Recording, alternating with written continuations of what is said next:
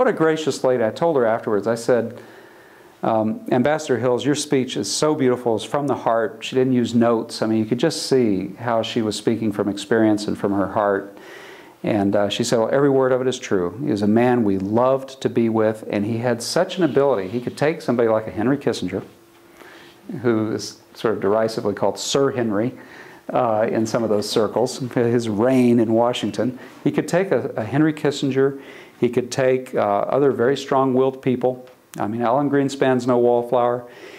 He could let everybody in the room express their ego and kind of get puffed up, and he would just sit there, puff on his pipe, let all the egos express themselves, and then he would come back, sort of synthesize and make the decision.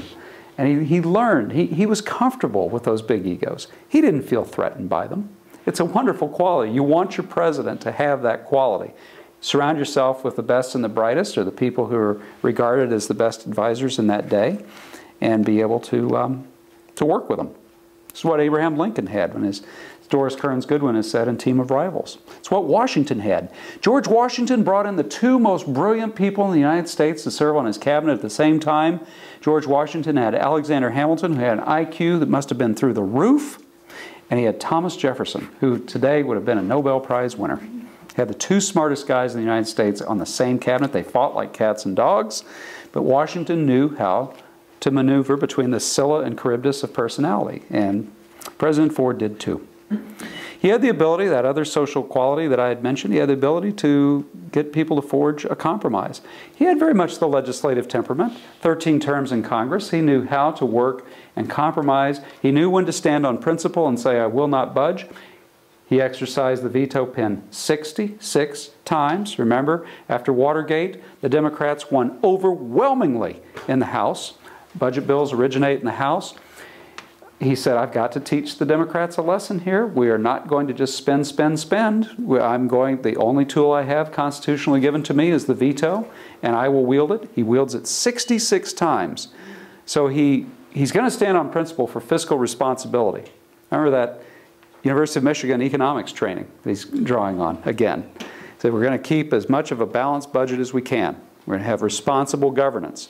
We're not going to spend so that future generations have to pay for what we decide today.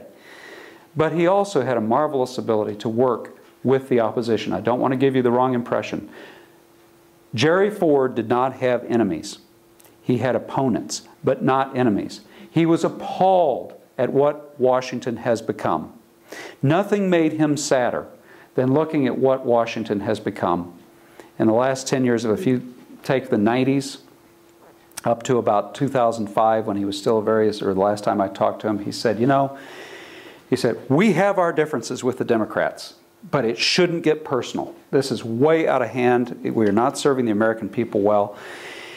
I love to tell the story when he moves into Capitol Hill in 1948-49, you know, at that first election, and he's got another young congressman across the hall from the opposite party, a Democrat, and they agree to go out and have drinks together. They agree to get their families together. They say, hey, you know what, even though you're a Democrat and I'm a Republican, if my staff can help yours, and the other guy said, if your staff can help mine, Jerry, no problem.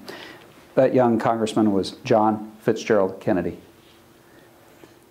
Ford had the ability to work with people who believed quite differently from him in some ways, because it did not devolve into a personal, you know, we're all Americans here. We're all in this boat together. I think we all ultimately do want fiscal responsibility. We do want a healthy country. We're going to debate on the margins about something, but our core values are the same, so I'm not going to demonize you. So a very different approach. President Ford, really at the end of his life, he expressed the fear that my generation, for example, would never again see the kind of comity, the good relations that Republicans and Democrats used to enjoy with each other.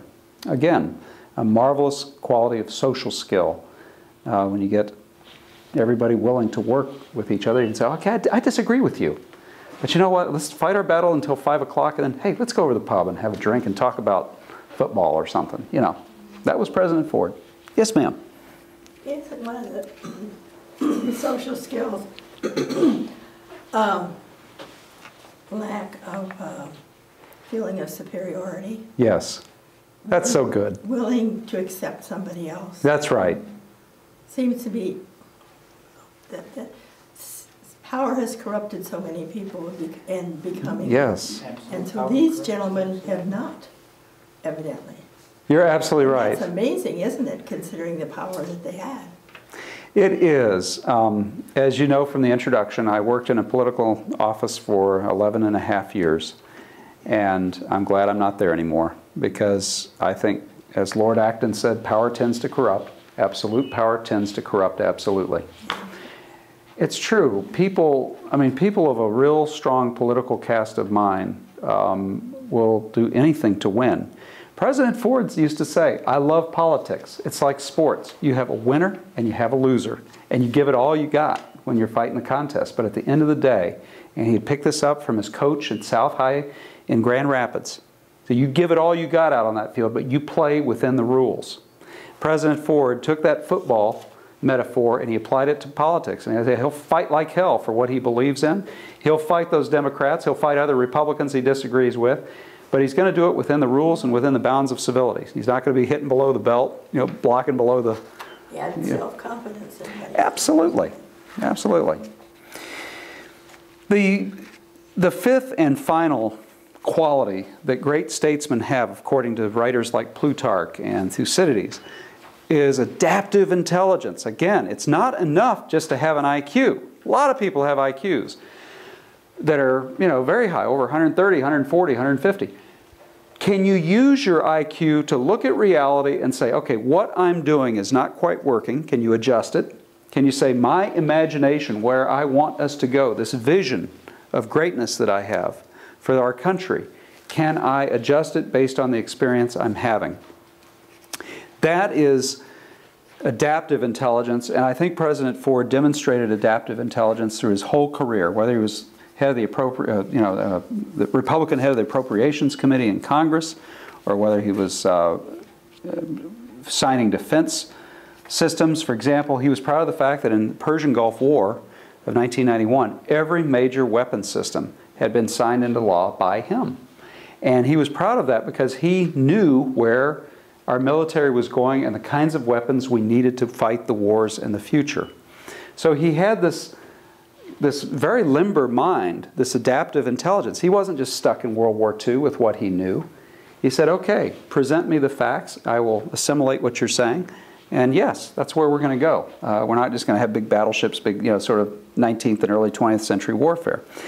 Adaptive intelligence with regard to civil rights, with regard to energy policies. He had the vision to see that, besides healing the nation and whipping inflation now and some of the other things that he had to adopt, to embrace a different American lifestyle in a sense, so that we'd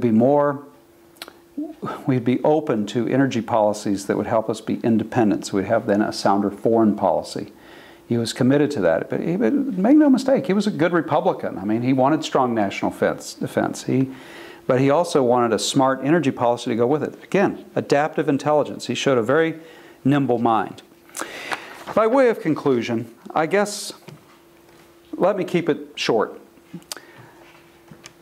Let me just say what Secretary of State Henry Kissinger said when he said to us that Gerald Ford saved the country. In fact, he saved it in such a matter-of-fact way that he isn't given any credit for it.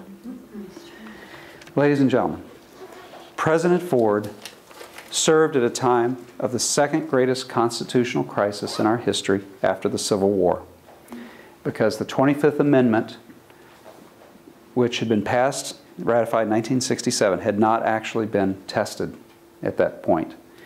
How was the country going to react to having Spiro Agnew vacate the office of Vice President? Do you know what was happening behind the scenes? Democrats, led by Bella Abzug, this is one of the most fascinating chapters, were going to deny President Nixon a vice president. In other words, not vote on a vice president so that the Speaker of the House could become president when Nixon resigned. That's a coup d'etat. That is a constitutional crisis. We avoided that.